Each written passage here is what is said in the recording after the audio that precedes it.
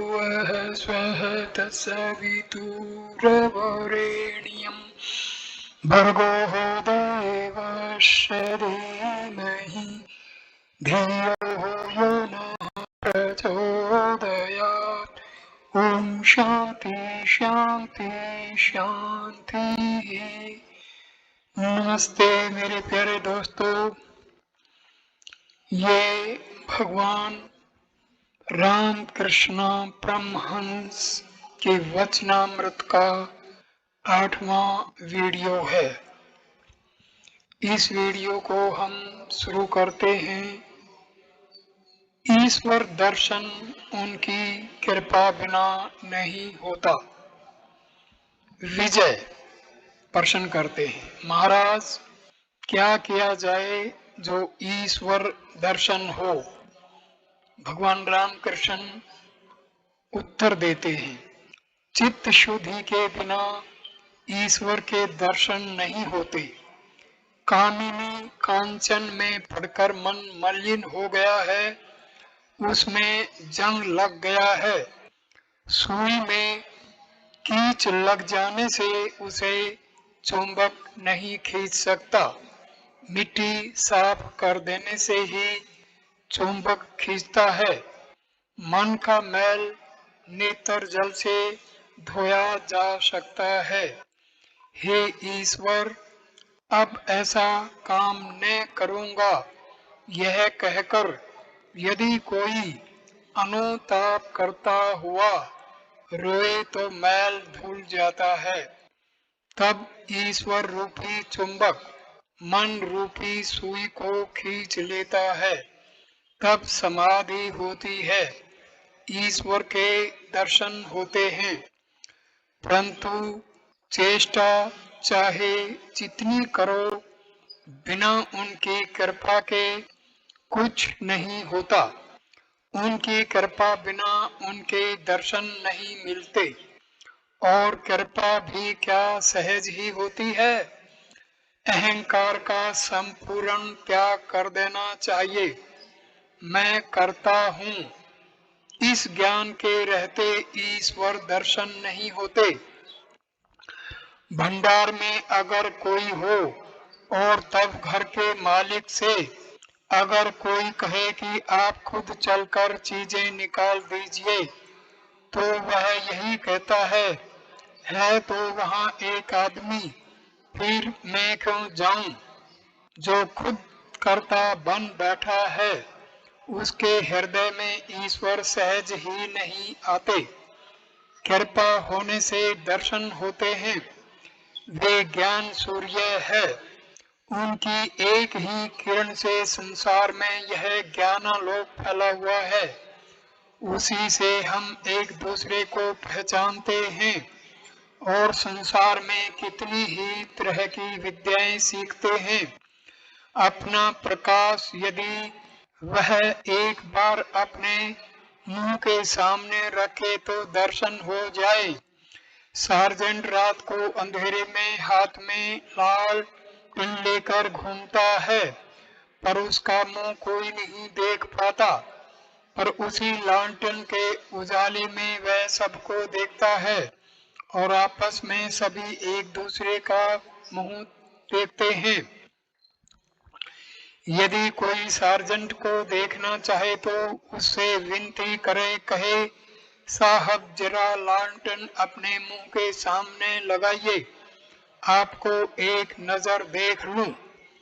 ईश्वर से प्रार्थना करनी चाहिए कि भगवान एक बार कृपा करके आप अपना ज्ञानालोक अपने श्री मुख पर धारण कीजिए, मैं आपके दर्शन करूंगा। घर में यदि दीपक न जले तो वह दारिद्र का चिन्ह है। हृदय में ज्ञान का दीपक जलाना चाहिए। हृदय मंदिर में ज्ञान का दीपक जलाकर ब्रह्ममयी का श्री मुख देखो। विजय अपने साथ दवा भी लाए हैं, श्री राम कृष्ण के सामने पिएंगे। दवा पानी में मिलाकर पी जाती है। श्री राम कृष्ण ने पानी मंगवाया। श्री राम कृष्ण अहेतुक कृपा सिंधु हैं। विजय किराए की गाड़ी या नाव द्वारा आने में असमर्थ है, इसलिए कभी कभी वे खुद आदमी भेजकर उन्हें बुला लेते हैं। इस बार बलराम को भेजा था, किराया बलराम देंगे। विजय बलराम के साथ आए हैं। शाम के समय विजय, नव कुमार और उनके दूसरे साथी बलराम की नाव पर चढ़े। बलराम उन्हें बाग बाजार के घाट पर उतार देंगे। मास्टर भी साथ हो गए। नाव बाग बाजार के अन्नपूर्णा घाट पर लगाई गई। जब ये लोग उतरकर बाग बाजार में बलराम के मकान के निकट पहुंचे तब चांदनी फैलने लगी थी। शुक्ल पक्ष की चतुर्थी है। ठंडी का मौसम है। थोड़ी थोड़ी ठंडी लग रही है। हृदय में श्री राम कृष्ण की आनंद में मूर्ति का चिंतन तथा उनके अमृतोपम उपदेशों का मनन करते हुए विजय, बलराम, मास्टर आदि अपने अपने घर पहुंचे। परिच्छेद 20 भक्तों के प्रति उपदेश। बाबूराम आदि के साथ स्वाधीन इच्छा के संबंध में वार्तालाप। श्री तोतापुरी का आत्महत्या का संकल्प। श्री राम कृष्ण तीसरे पहर के बाद दक्षिणेश्वर मंदिर के अपने कमरे के पश्चिम वाले बरामदे में वार्तालाप कर रहे हैं। साथ बाबूराम, मास्टर रामदयाल आदि हैं। दिसंबर 1882 ईस्वी। बाबूराम, रामदयाल तथा मास्टर आज रात को यहीं रहेंगे। बड़े दिनों की छुट्टी हुई है। मास्टर कल भी रहेंगे।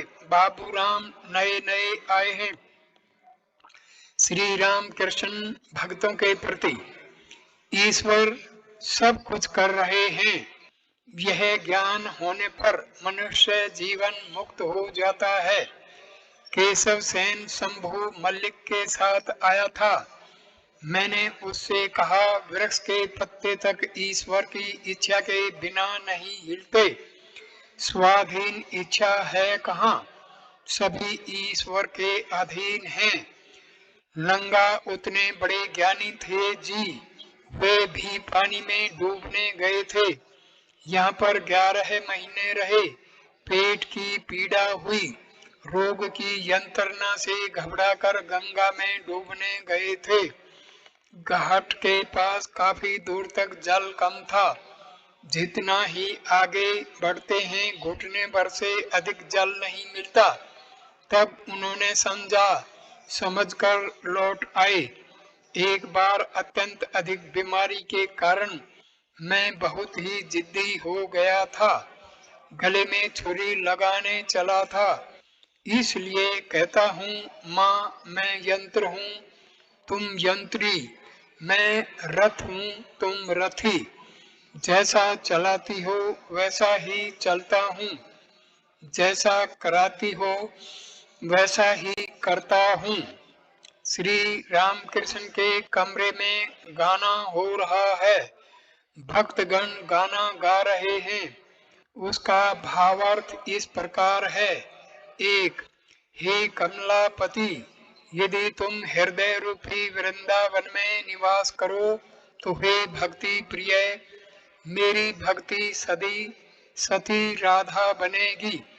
मुक्ति की मेरी कामना गोप नारी बनेगी। देह नंद की पुरी बनेगा और प्रीति माँ यशोदा बन जाएगी।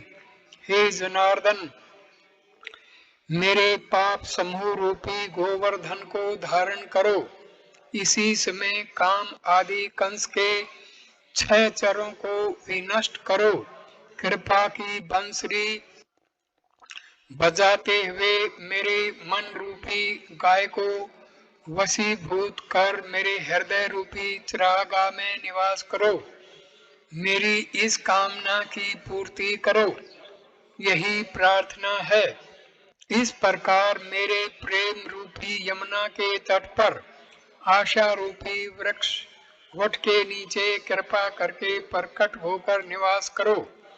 यदि कहो कि गोपालों को के प्रेम में बंदी होकर ब्रज धाम में रहता हूँ, तो यह अज्ञानी दासरथी तुम्हारा गोपाल तुम्हारा दास बनेगा।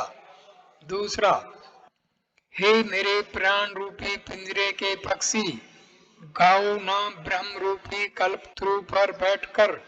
हे पक्षी, तुम प्रभु के गुण गाओ ना, और साथ ही धर्म अर्थ काम मोक्ष रूपी पके फल को खाओ ना। नंदन बागान के श्रीनाथ मित्र अपने मित्रों के साथ आए हैं। श्री राम कृष्ण उन्हें देखकर कहते हैं, यह देखो, इनकी आंखों में से भीतर का सब कुछ दिखाई पड़ रहा है। खिड़की के कांच में से जिस प्रकार कमरे के भीतर की सभी चीजें देखी जाती हैं, श्रीनाथ यज्ञनाथ ये लोग नंदन बागान के ब्राह्मण परिवार के हैं। इनके मकान पर प्रति वर्ष ब्राह्मण समाज का उत्सव होता था। बाद में श्री राम कृष्ण उत्सव देखने गए थे। सायंकाल को मंदिर में आरती होने लगी। कमरे में छोटे तख्त पर बैठकर श्री राम कृष्ण ईश्वर चिंतन कर रहे हैं। धीरे धीरे भाव मगन हो गए। भाव शांत होने पर कहते हैं, माँ उसे भी खींच लो, वह इतने दीन भाव से रहता है, तुम्हारे पास आना जाना कर रहा है। श्री राम कृष्ण भाव में क्या बाबू राम की बात कह रहे हैं। बाबू राम, मास्टर रामदयाल आदि बैठे हैं। रात के 8-9 बजे का समय होगा। श्री राम कृष्ण समाधि तत्व समझा रहे हैं। जड़ समाधि, चेतन समाधि, स्थित समाधि, उन्मना समाधि। विद्यासागर और चंगेज खान क्या ईश्वर निष्ठर हैं? श्री राम कृष्ण का उत्तर, सुख दुख की बात चल रही है, ईश्वर ने इतना दुख क्यों बनाया? मास्टर विद्यासागर प्रेम कूप से कहते हैं, ईश्वर को पुकारने की क्या आवश्यकता है? देखो, चंगेज खान ने जिस समय लूट मार करना आरंभ किया, उस समय उसने अनेक लोगों को बंद कर दिया। धीरे धीरे करीब 1 लाख कैदी इकट्ठे हो गए। तब सेनापतियों ने आकर कहा, हुजूर इन्हें खिलाइएगा कौन? इन्हें साथ रखने पर भी हमारे लिए विपत्ति है, क्या किया जाए? छोड़ने पर भी विपत्ति है।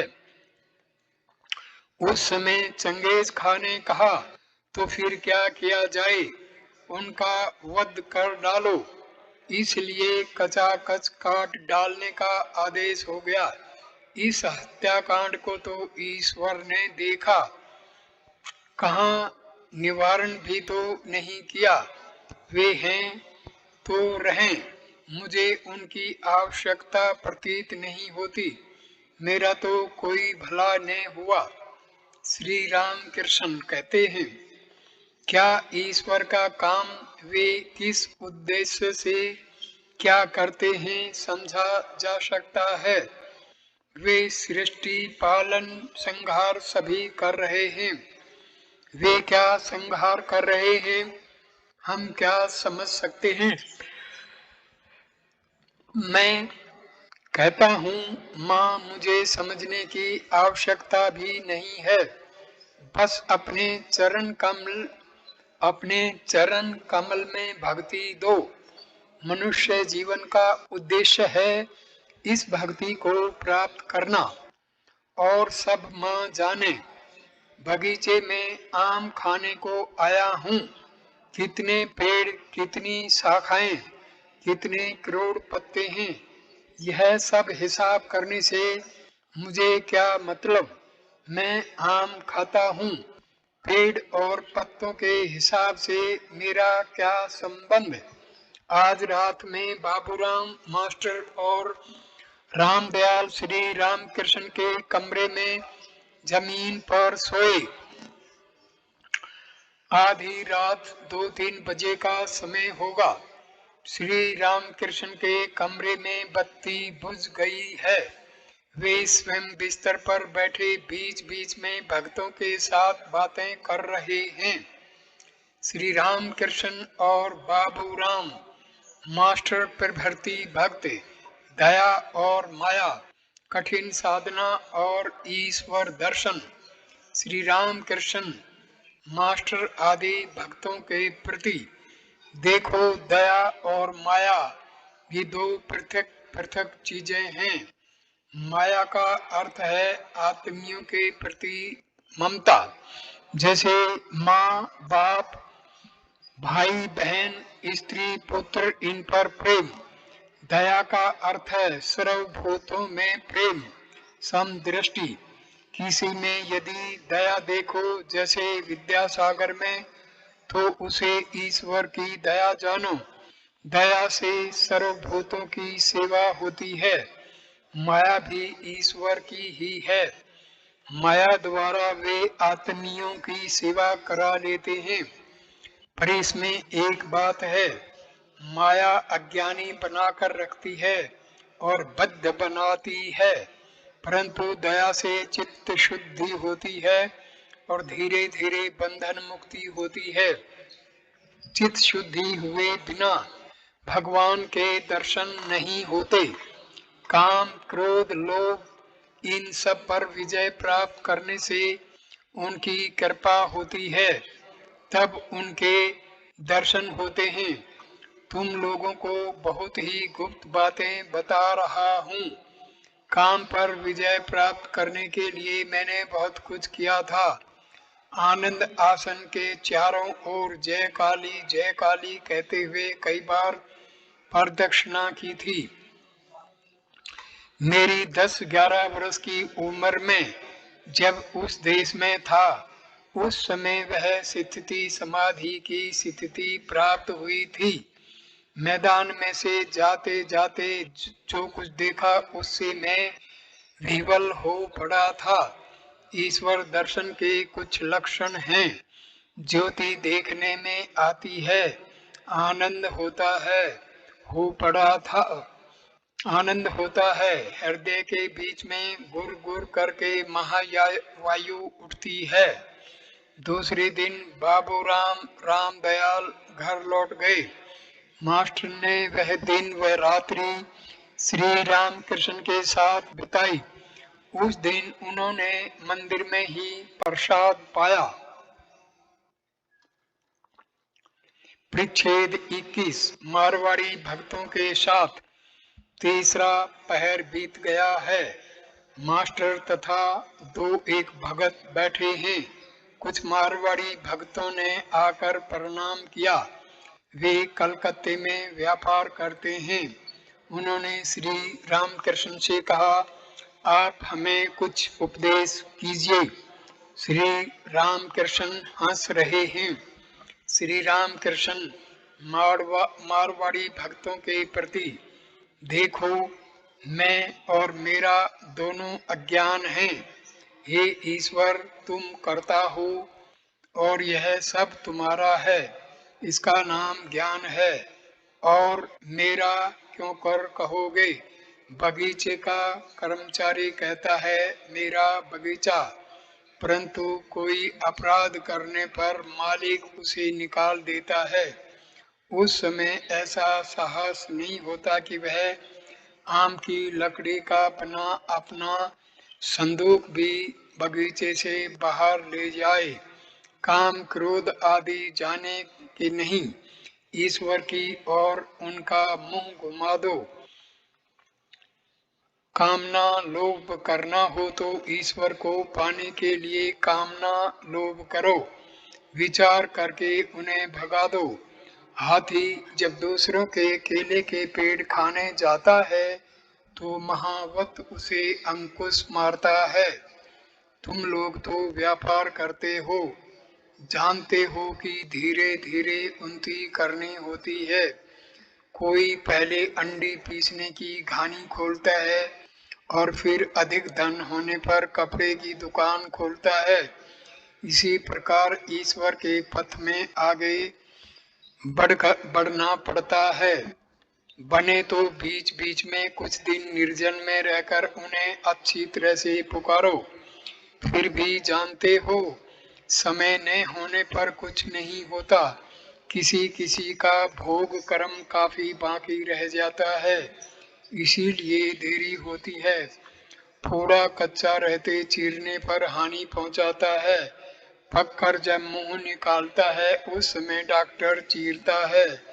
लड़के ने कहा था, माँ अब मैं सोता हूँ, जब मुझे शौच लगे तुम जगा देना। माँ ने कहा, बेटा शौच लगने पर तुम खुद ही उठ जाओगे, मुझे उठाना न पड़ेगा। सब हंसते हैं। मारवाड़ी भक्त और व्यापारी में मिथ्या वचन, राम नाम संकीर्तन।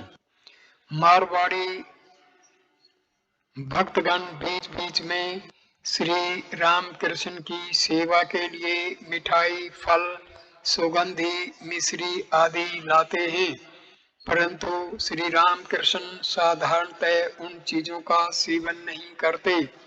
कहते हैं वे लोग अनेक झूठी बातें कहकर धन कमाते हैं। इसलिए उपस्थित मारवाड़ियों का वार्तालाप के भीतर से उपदेश दे रहे हैं श्री राम कृष्ण। देखो, व्यापार करने में सत्य की टेक नहीं रहती, व्यापार में तेजी मंदी होती रहती है। नानक की कहानी में है, उन्होंने कहा, असाधु की चीजें खाने गया तो मैंने देखा कि वे सब खून से लथपथ हो गई हैं। साधु को शुद्ध चीजें देनी चाहिए, मिथ्या उपाय से प्राप्त की हुई चीजें नहीं देनी चाहिए। सत्य पथ द्वारा ईश्वर को प्राप्त किया जा सकता है। सदा उनका नाम लेना चाहिए। काम के समय मन का उनके हवाले कर देना चाहिए। जिस प्रकार मेरी पीठ पर फोड़ा हुआ है, सभी काम कर रहा हूँ परंतु मन फोड़े में ही है। राम नाम लेना अच्छा है। जो राम दशरथ का बेटा है, उन्होंने जगत की सृष्टि की है। वे सर्वभूतों में हैं और वे अत्यंत निकट हैं। वे ही भीतर और बाहर हैं।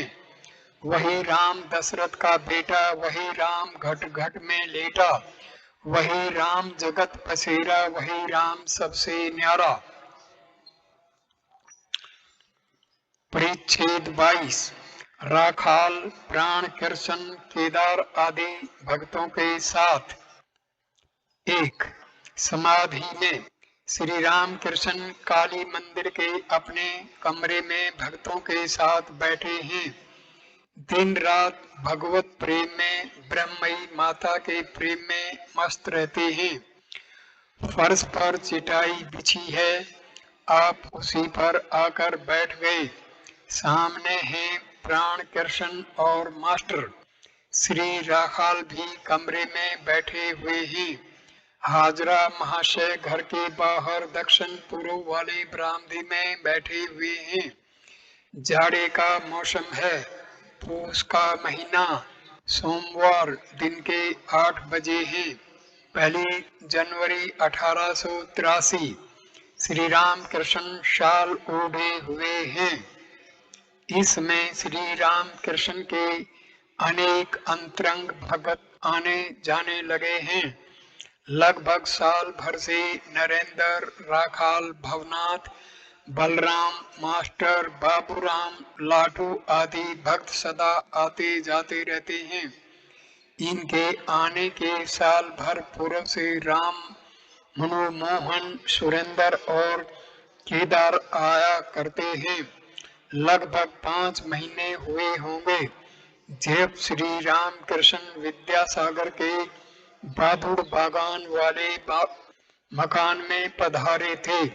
2 महीने पूर्व आप श्री केशव सेन के साथ विजय आदि ब्राह्मण भक्तों को लेकर नाव पर आनंद करते हुए कलकत्ता गए थे।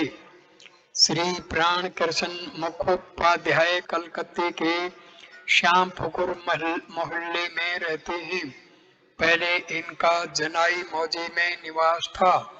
ये एक्सचेंज विभाग के बड़े बाबू हैं। नीलाम के काम की देख रेख करते हैं।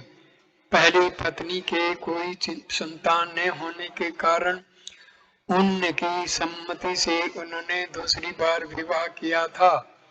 दूसरी पत्नी के एक पुत्र हुआ है, वही इनकी इकलौती संतान है। श्री राम कृष्ण पर इनकी बड़ी भक्ति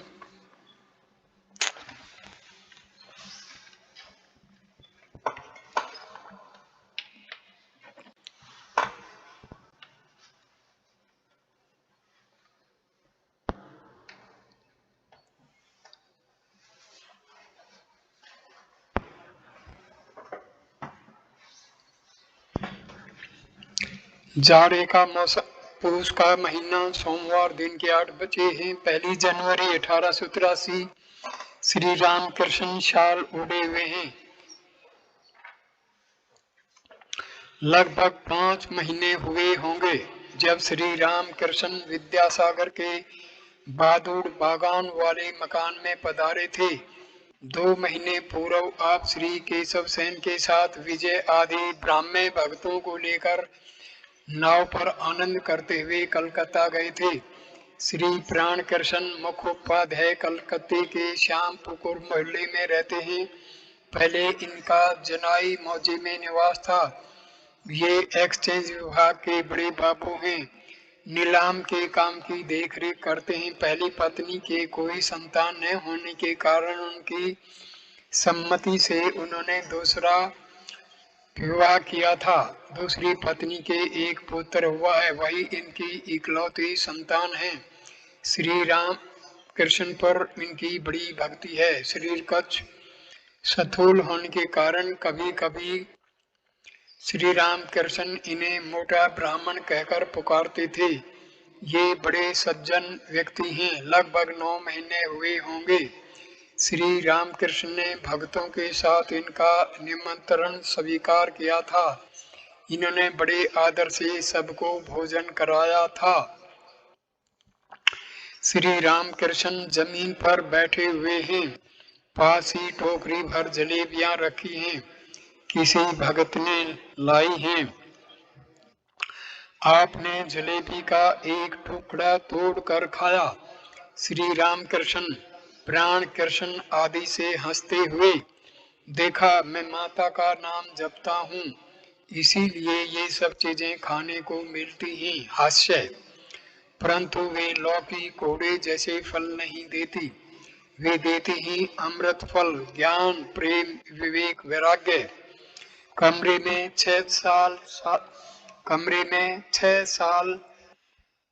6-7 साल की उम्र का एक लड़का आया। इधर श्री रामकृष्ण की भी बालकों जैसी अवस्था है। जैसे एक बालक किसी दूसरे बालक को देखकर खाने की चीज छिपा लेता है जिससे वह छीना झपटी न करे, वैसे ही श्री रामकृष्ण की अवस्था उस बालक को देखकर होने लगी। वे उस जलेबियों की टोकरी को हाथ से ढककर छिपाने लगे। फिर धीरे से उन्होंने उसे एक ओर हटा कर रख दिया। श्री रामकृष्ण ग्रस्त तो हैं, परंतु वे वेदांत चर्चा भी करते हैं। कहते प्राण कृष्ण ग्रस्त तो हैं, परंतु वे वेदांत चर्चा भी करते हैं। कहते हैं ब्रह्म ही सत्य है, संसार मिथ्या, मैं वही हूँ सो हम। श्री राम कृष्ण उन्हें समझाते हैं, कली काल में प्राण अन्नगत है, कली काल में नारदीय भक्ति चाहिए। वह विषय भाव का है, बिना भाव के कौन उसे पा सकता है।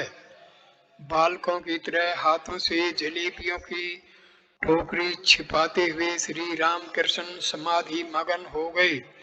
दूसरा भाग। भाव राज्य व रूप दर्शन। श्री राम कृष्ण समाधि में मगन हैं। काफी समय हुआ, भाव के आवेश में पूर्ण बने बैठे हैं। न देह डुलती है न पलकें गिरती हैं। सांस भी चलती है या नहीं जान नहीं पड़ता। बड़ी देर बाद आपने एक लंबी सांस छोड़ी, मानो इंद्रिय राज्य में फिर लौट रहे हैं। श्री राम कृष्ण प्राण कृष्ण से वे केवल निराकार नहीं साकार भी हैं। उनके रूप के दर्शन होते हैं। भाव और भक्ति से उनके अनुपम रूप के दर्शन मिलते हैं। माँ अनेक रूपों में दर्शन देती है। कल माँ को देखा, घेरवे रंग का अंगरखा पहने हुए मेरे साथ बात कर रही थी और एक दिन मुसलमान लड़की के रूप में मेरे पास आई थी। कपाल पर तिलक, पर शरीर पर कपड़ा नहीं, 6-7 साल की बालिका मेरे साथ साथ घूमने और मुझसे हंसी ठट्टा करने लगी। गौरांग दर्शन रति की माँ के वेश में माँ। जब मैं हृदय के घर पर था तब गौरांग के दर्शन हुए थे। वे काली धारीदार धोती पहने थे। हलधारी कहता था वे भाव और अभाव से परे हैं। मैंने माँ से जाकर कहा, माँ हलधारी ऐसी बात कह रहा है तो क्या रूप आदि मिथ्या है? माँ रति की माँ के रूप में मेरे पास आई और बोली, तू भाव में ही रह। मैंने भी हलधारी से यही कहा। कभी कभी यह बात भूल जाता हूँ, इसलिए कष्ट भोगना पड़ता है। भाव में न रहने के कारण दांत टूट गए। अतएव देववाणी या प्रत्यक्ष न होने तक भाव में ही रहूंगा, भक्ति ही लेकर रहूंगा। क्यों, तुम क्या कहते हो? प्राण कृष्ण जी हाँ। भक्ति का अवतार क्यों? राम की इच्छा। श्री राम कृष्ण और तुम ही से क्यों पूछूं? इसके भीतर कोई एक रहता है, वही मुझे इस तरह चला रहा है। कभी कभी मुझ में देव भाव का आवेश होता था, तब बिना पूजा किए चित शांत न होता था। मैं यंत्र हूँ और वे यंत्री। वे जैसा कराते हैं वैसा ही करता हूँ। जो कुछ बुलवाते हैं वही बोलता हूँ। श्री रामकृष्ण ने भक्त राम प्रसाद के एक गीत की पंक्तियां उदाहरण के लिए कही। इस उसका अर्थ यह है, भवसागर में अपना डोंगा बहाकर उस पर बैठा हुआ हूँ। जब ज्वार आएगी तब पानी के साथ साथ मैं भी चढ़ता जाऊंगा और जब भाटा हो जाएगा तब उतरता जाऊंगा। श्री राम कृष्ण। झूठी पत्तल हवा के झोंकों से उड़कर कभी तो अच्छी जगह पर गिरती है, कभी नाली में गिर जाती है। हवा जिधर ले जाती है उधर ही चली जाती है। जुलाहे ने कहा, राम की मर्जी से डाका डाला गया, राम ही की मर्जी से मुझे छोड़ दिया। हनुमान ने कहा, हे राम, मैं शरणागत हूँ, शरणागत हूँ। यही आशीर्वाद दीजिए कि आपके पाद पद्मों में मेरी शुद्ध भक्ति हो, फिर कभी आपकी भुवन मोहिनी माया में मुग्ध न होऊं। मेंढक मरते हुए बोला, राम जब सांप पकड़ता है तब तो राम रक्षा करो कहकर चिल्लाता हूँ, परंतु अब जबकि राम ही के धनुष से बिंद कर मर रहा हूँ तो चुप्पी साधनी ही पड़ी। पहले प्रत्यक्ष दर्शन होते थे इन्हीं आंखों से जैसे तुम्हें देख रहा हूँ, अब भावावेश में दर्शन होते हैं। ईश्वर लाभ होने पर बालकों का सा स्वभाव हो जाता है। जो जिसका चिंतन करता है वह उसकी सत्ता को भी पाता है। ईश्वर का स्वभाव बालकों जैसा है।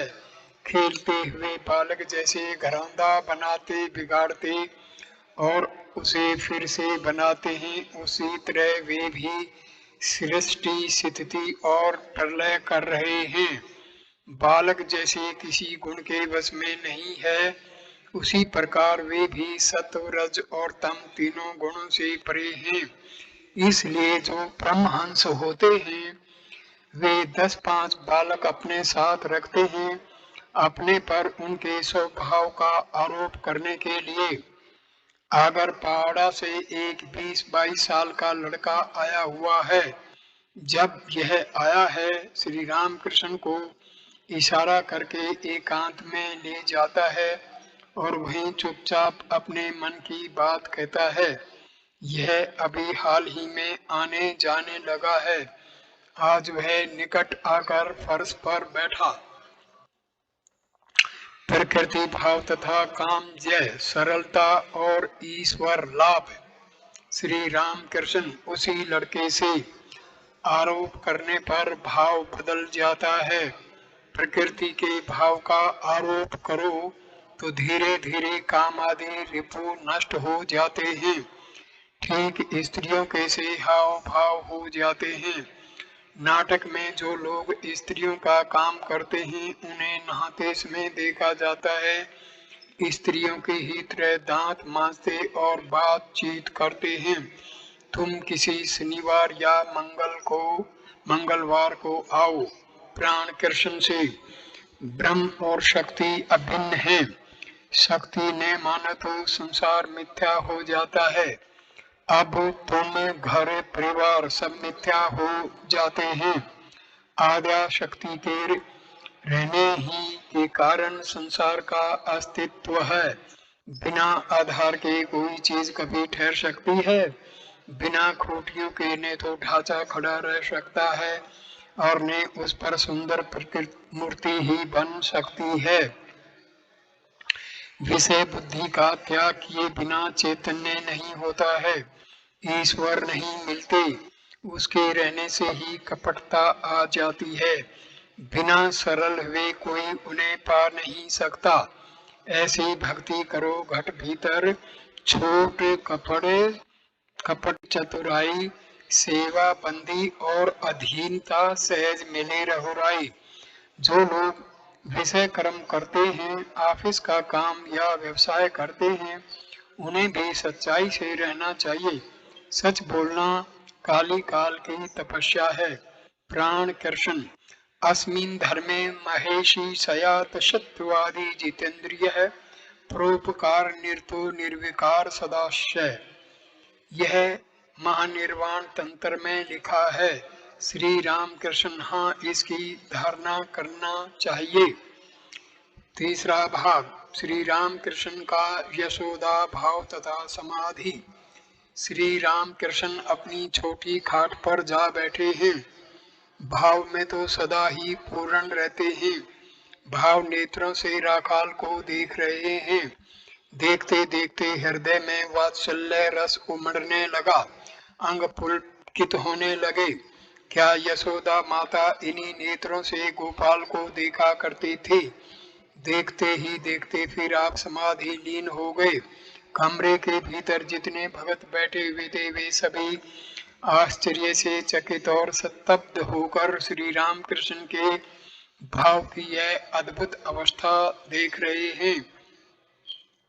श्री राम कृष्ण कुछ प्रकृतिस्थ होकर कहते हैं, राखाल को देखकर इतनी उद्दीपना क्यों होती है? जितना ही ईश्वर की ओर बढ़ते जाओगे ऐश्वर्य की मात्रा उतनी ही घटती जाएगी। साधक पहले 10 भुजा मूर्ति देखता है, वह ईश्वरी मूर्ति है।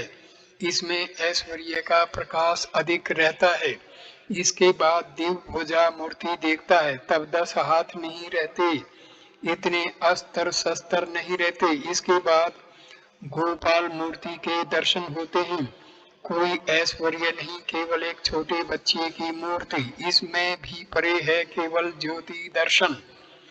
यथार्थ ब्रह्म ज्ञान की अवस्था विचार और आसक्ति का त्याग। उन्हें प्राप्त कर लेने पर उनमें समाधि मगन हो जाने पर फिर ज्ञान विचार नहीं रह जाता। ज्ञान विचार तो तभी तक है जब तक अनेक वस्तुओं की धारणा रहती है। जब तक जीव जगत हम तुम यह ज्ञान रहता है, जब एक तव का यथार्थ ज्ञान हो जाता है तब चुप हो जाना पड़ता है। जैसे त्रिलंग स्वामी ब्रह्मभोज के समय नहीं देखा, पहले खूब गल गपाड़ा मचता है, ज्यों ज्यों पेट भरता जाता है त्यों त्यों आवाज घटती जाती है। जब दही आया तब शुभ शुभ बस और कोई शब्द नहीं, इसके बाद ही निद्रा समाधि, तब आवाज जरा भी नहीं रह जाती। मास्टर और प्राण कृष्ण से कितने ही ऐसे हैं जो ब्रह्म ज्ञान की डींग मारते हैं परंतु नीचे सतर की वस्तुएं लेकर मगन रहते हैं। घर द्वार धन मान इंद्रिय सुख मॉन्यूमेंट के नीचे जब तक रहा जाता है तब तक गाड़ी घोड़ा साहब मैम यही सब दिख पड़ते हैं। ऊपर चढ़ने पर सिर्फ आकाश समुद्र लहराता हुआ दिख पड़ता है, तब घर द्वार घोड़ा गाड़ी आदि इन पर मन नहीं रमता। ये सब चीजें जैसे नजर आते हैं, ब्रह्म ज्ञान होने पर संसार की आसक्ति चली जाती है, काम कांचन के लिए उत्साह नहीं रहता, सब शांत हो जाता है। काठ जब जलता है तब उससे छटाछट आवाज होती है और कड़वा धुआं भी निकलता है। जब सब जलकर खाक हो जाता है तब फिर शब्द नहीं होता। आसक्ति के जाते ही उत्साह भी चला जाता है, अंत में केवल शांति रह जाती है। ईश्वर की ओर कोई जितना ही बढ़ता है उतनी ही शांति मिलती है। शांति शांति शांति प्रशांति। गंगा के निकट जितना ही जाया जाता है उतना ही शीतलता का अनुभव होता जाता है। नहाने पर और भी शांति मिलती है। परंतु जीव जगत 24 तत्व इनकी सत्ता उन्हीं की सत्ता से भाषित हो रही है, उन्हें छोड़ देने पर कुछ भी नहीं रह जाता। एक के बाद शून्य रखने से संख्या बढ़ जाती है, एक को निकाल डालो तो शून्य का कोई अर्थ नहीं रह जाता। प्राण कृष्ण पर कृपा करने के लिए श्री राम कृष्ण अपनी अवस्था के संबंध में कह रहे हैं। ब्रह्म ज्ञान के उपरांत भक्ति का मैं। श्री राम कृष्ण ब्रह्म ज्ञान के पश्चात समाधि के पश्चात कोई कोई नीचे उतरकर विद्या का मैं भक्ति का मैं लेकर रहते हैं। हाट का क्रय विक्रय समाप्त हो जाने पर भी कुछ लोग अपनी इच्छा अनुसार हाट में ही रह जाते हैं, जैसे नारद आदि। वे भक्ति का मैं लेकर लोक शिक्षा के लिए संसार में रहते हैं। शंकराचार्य ने लोक शिक्षा के लिए विद्या का मैं रखा था। आसक्ति का नाम मात्र भी रहते हुए नहीं मिल सकते। सूत के रेशे निकले हुए हो तो वह सुई के भीतर नहीं जा सकता। जिन्होंने ईश्वर को प्राप्त कर लिया है उनके काम क्रोध नाम मात्र के हैं। जैसे जली रस्सी, रस्सी का आकार तो है परंतु फूंकने से ही उड़ जाती है। मन से आसक्ति के चले जाने पर उनके दर्शन होते हैं। शुद्ध मन से जो निकलेगी वह उन्हीं की वाणी है। शुद्ध मन जो है, शुद्ध बुद्धि भी वही है और शुद्ध आत्मा भी वही है, क्योंकि उन्हें छोड़ कोई दूसरा शुद्ध नहीं है। परंतु उन्हें पा लेने पर लोग धर्म अधर्म को पार कर जाते हैं। इतना कहकर श्री राम कृष्ण मधुर कंठ से भक्त राम प्रसाद का एक गीत गाने लगे। उसका मर्म यह है, मन चल सैर करने चल, काली रूपी कल्पलता के नीचे तुझे चारों फल मिल जाएंगे। अपनी प्रवृत्ति और निवृत्ति इन दो पत्नियों में से तो निवृत्ति को साथ लेना और उसके पुत्र विवेक से तत्व की बात पूछना। चौथा भाग श्री राम कृष्ण का श्री राधा भाव। श्री राम कृष्ण दक्षिण पूर्व वाले बरामदे में आकर बैठे हैं। प्राण कृष्ण आदि भगत भी साथ आए हैं। हाजरा महाशय पर बरामदे में बैठे हुए हैं। श्री राम कृष्ण हंसते हुए प्राण कृष्ण से कह रहे हैं, हाजरा कुछ कम नहीं है, अगर यहाँ स्वयं को लक्ष्य करके कोई बड़ी दरगाह हो तो हाजरा छोटी दरगाह है। सब हंसते हैं। नव कुमार आकर बरामदे के दरवाजे में खड़े हुए और भक्तों को देखते ही चले गए। उन्हें देखकर श्री रामकृष्ण ने कहा, अहंकार की मूर्ति है। दिन के 8 बज चुके हैं। प्राण कृष्ण ने प्रणाम करके चलने की आज्ञा ली। उन्हें कलकत्ते के मकान में लौट जाना है। एक वैरागी गोपी यंत्र एक तारा की सूरत शकल का लेकर श्री राम कृष्ण के कमरे में गा रहे हैं। गीतों का आशय यह है। पहला, नित्यानंद का जहाज आया है, तुम्हें पार जाना हो तो इस पर आ जाओ। 6 घोड़े इसे सदा पहरा देते हैं। उनकी पीठ ढाल से घिरी हुई है और कमर में तलवार लटक रही है। सदर दरवाजा खोलकर वे धन रतन लुटा रहे हैं। दूसरा, इस समय घर छा लेना। इस बार वर्षा जोरों की होगी, सावधान हो जाओ। अदरक का पानी पीकर अपने काम पर डट जाओ। जब श्रावण लग जाएगा तब कुछ भी नहीं सूझेगा। छप्पर का ठाठ सड़ जाएगा, फिर तुम घर नहीं छा सकोगे। जब झकोरे लगेंगे तब छप्पर उड़ जाएगा, घर वीरान हो जाएगा। तुम्हें भी फिर स्थान बदलना ही पड़ेगा। तीसरा, किसके भाव में नदिये में आकर दीन वेश धारण कर तुम स्वयं हरि होते हुए भी हरि नाम गा रहे हो। किसका भाव लेकर तुमने यह भाव और ऐसा स्वभाव धारण किया, कुछ समझ में नहीं आता। श्री रामकृष्ण गाना सुन रहे हैं। इसी में श्री केदार चैटर्जी आए और उन्होंने प्रणाम किया। वे ऑफिस की पोशाक में चोगा अचकन पहने और घड़ी चैन लगाए हुए आए हैं, परंतु ईश्वर चर्चा होती है तो आपकी आंखों से आंसुओं की झड़ी लग जाती है। आप बड़े प्रेमी हैं, हृदय में गोपी भाव विराजमान है। केदार को देखकर श्री राम कृष्ण के मन में वृंदावन की लीला का उद्दीपन होने लगा। आप प्रेमोन्मत्त हो गए। खड़े होकर केदार को सुनाते हुए इस मर्म का गाना गाने लगे। क्यों सखी वह वन अभी कितनी दूर है जहाँ मेरे श्याम सुंदर हैं, अब तो चला नहीं जाता। श्री राधिका के भावावेश में गाते ही गाते श्री राम कृष्ण समाधि मगन हो गए। चित्रवत खड़े हैं, नेत्रों के दोनों कोरों से आनंदाश्रु लुढ़क रहे हैं। भूमिष्ठ होकर श्री रामकृष्ण के चरणों का स्पर्श करके केदार उनकी स्तुति करने लगे। हृदय कमल मध्य निर्विशेषम निरीहम हरिहर विधि वेदम योगी विद्यार्ण्य गम्यम जनन मरण भीति भ्रंशी सच्चित स्वरूपम सकल भुवन बीजम ब्रह्म चेतन मिडे। कुछ देर बाद श्री राम कृष्ण प्रकृतिस्थ हुए। केदार को अपने घर हाली शहर से कलकत्ते में काम पर जाना था।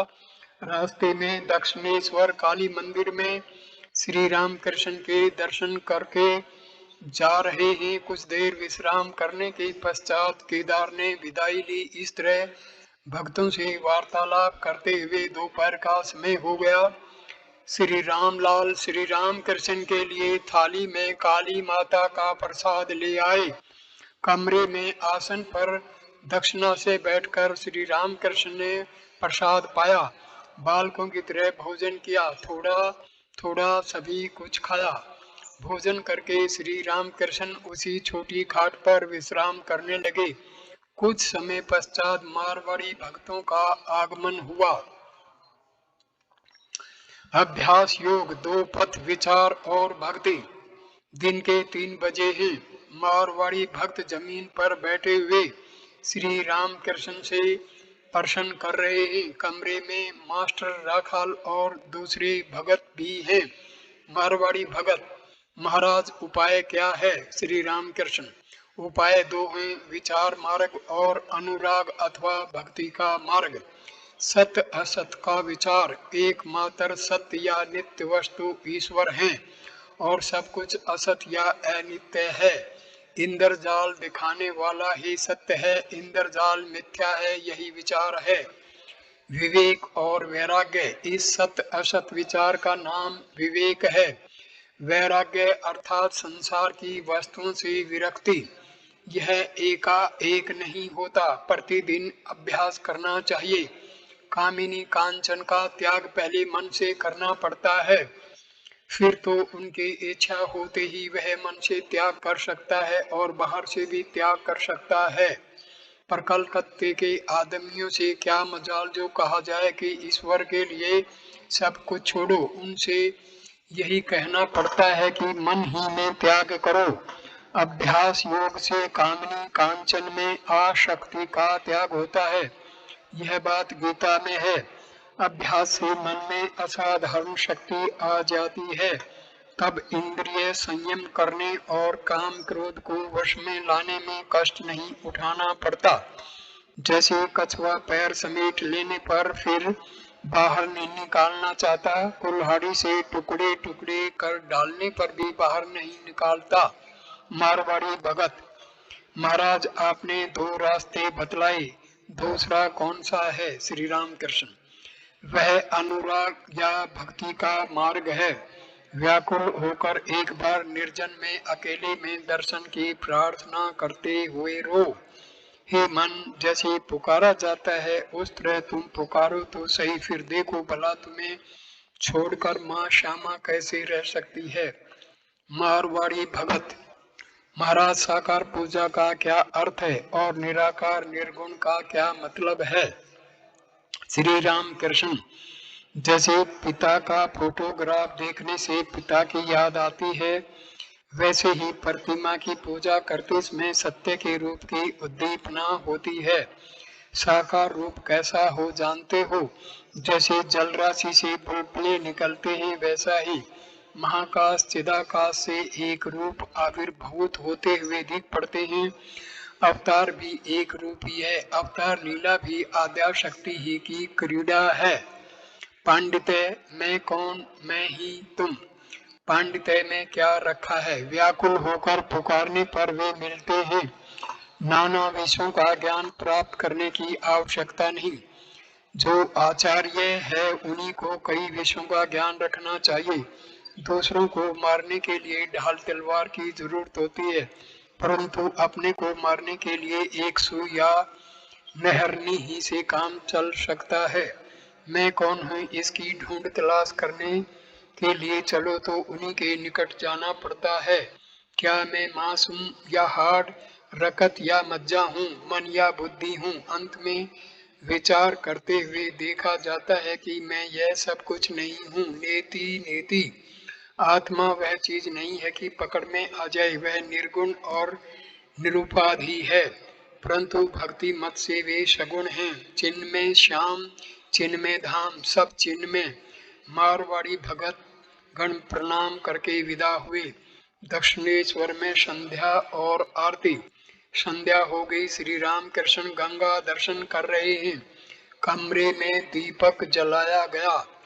श्री राम कृष्ण जगन माता का नाम स्मरण कर रहे हैं और अपनी खाट पर बैठे हुए उन्हीं के ध्यान में मगन हैं। श्री मंदिर में अब आरती होने लगी। जो लोग इस समय भी गंगा के किनारे या पंचवटी में घूम रहे हैं, वे दूर से आरती की मधुर घंटा ध्वनि सुन रहे हैं। ज्वार आ गई है, भागीरथी कल कल सबर से उत्तर की ओर बह रही है। आरती का मधुर शब्द इस कल कल ध्वनि से मिलकर और भी मधुर हो गया है। इस माधुर्य के भीतर प्रेमोन्मत्त श्री राम कृष्ण बैठे हुए हैं। सब कुछ मधुर है, हृदय भी मधुमेह हो रहा है। अब मैं इस वीडियो को यहीं पर विराम देता हूँ। अगला 9वां वीडियो हम शुरू करेंगे परिच्छेद 23 से, और इसका